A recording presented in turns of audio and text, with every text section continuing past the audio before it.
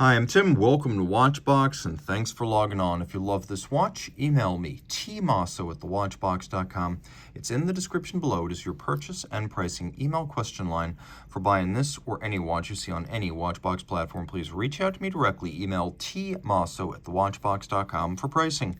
Today, we're discussing what can be called a vintage watch at this point. It is the Patek Philippe 5055G-010 moon phase. This is a model that was made from 1998 to about 2004. The example you see here was sold in 2010, so a timepiece that is now considered to be a bit of a veteran. It is of dimensions and proportions from a bygone era. So in white gold, a lovely and versatile 36 millimeters in diameter, 9.2 millimeters thick, a delightfully short 43.1 millimeters from lug tip to lug tip, and a vintagey 19 millimeter spacing between the lugs. We'll zoom out, throw this watch on my wrist, and you can see just how easily it wears. Now the strap's a little bit stiff because it's brand new, but you can see that these lugs are nowhere near the edge of my wrist, and I mean, it's not even close. So if you have a wrist as small as 13.5 centimeters circumference, you're going to wear this well, maybe even 13 centimeters circumference.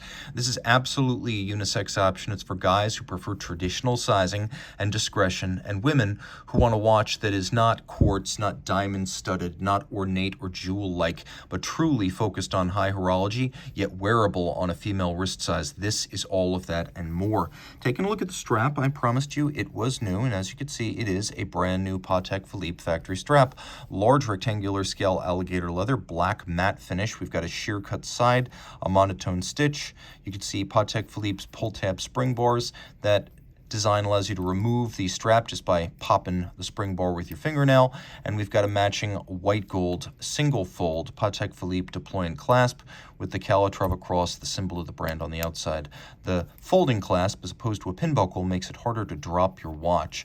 Now the watch is strong but simple. You can see the case is round, the bezel is conical, and the lugs jut out strongly.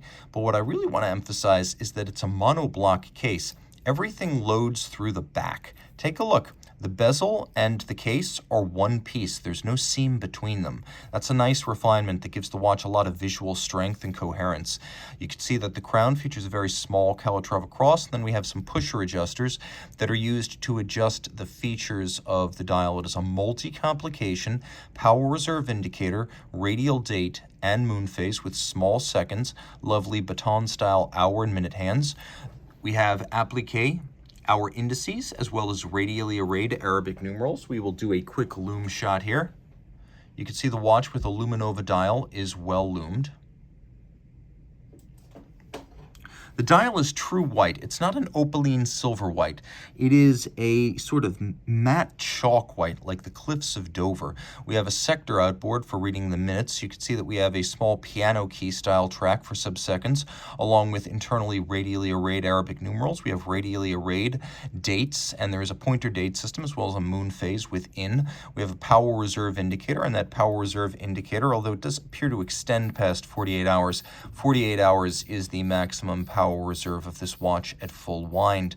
And because this is a Patek Philippe, the hands, the indices, the numerals, all white gold to resist oxidation should any moisture enter the case. Taking a look at the reverse side, you can see caliber 240, the micro rotor, launched in 1977. For a long time, the premier automatic winder for Patek Philippe watches. The center rotors tended to be more basic. The micro rotors were always the flagship. And on this flagship complication, you can see the advantages of a micro rotor. Keeps the watch as thin as a manual wind because the winding system and rotor in the same plane as the other mechanisms and bridges, but it also keeps the case back open and wide like a manual. It allows you to appreciate an unobstructed view while still giving you the convenience of an automatic. So it's an automatic winder. It has a 48-hour power reserve pivoting on 29 jewels. It has a free-sprung Gyromax style balance for shock resistance, and also for more precise setting, all the adjustments being done using variable inertia bolts on the balance rim itself.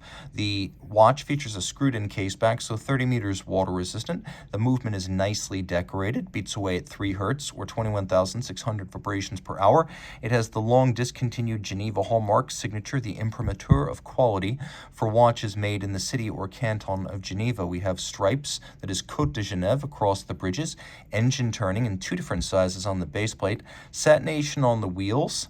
We also have mirrored beveling, although if you look very carefully, you can see that a long time ago, Patek Philippe bevels were a bit more rustic. There's a very finely separated set of little bite marks from the milling wheel used to create these bevels. Once upon a time, it was considered enough to round off a bevel. We live in a modern era of Baroque finishing. Once upon a time, this was considered state-of-the-art. Today, if you see any milling marks, it's almost considered to be a lower grade of watch or a mistake. This isn't a knock on the watch. It's just commentary on how obsessions with display casebacks, up to and including people using microscopes on their watches, it has sort of changed the game and the level of expectations, even for a watch featuring the Geneva hallmark.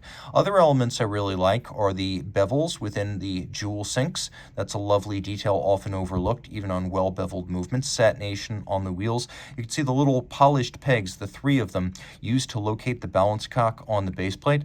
Now, you don't have to polish the heads of those pegs, but the better brands do, and I like to see that. Reach out to Team Mosso at thewatchbox.com for purchase and pricing details of this white gold 5055 moon phase.